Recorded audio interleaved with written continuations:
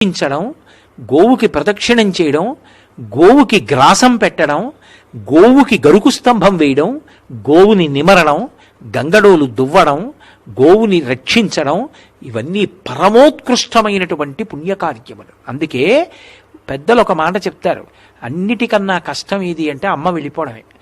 అమ్మని చూడాలి అంటే ఆవుని చూస్తే చాలు.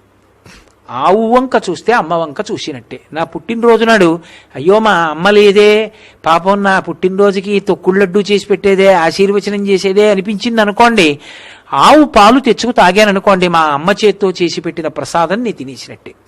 ఆవు అరటిపండు పెట్టాననుకోండి, ఆ రోజున మా అమ్మ నా చేతి భోజనం చేసినట్టే. గోవుకి ప్రదక్షిణం చేస్తే మా అమ్మకి నేను నమస్కారం చేసేసినట్టే. అందుకే గోమాత జనకమాతలాగా నిలబడుతుంది. అందుకే పాలు లేని పిల్లలకు ఆవు పాలు అంటారు.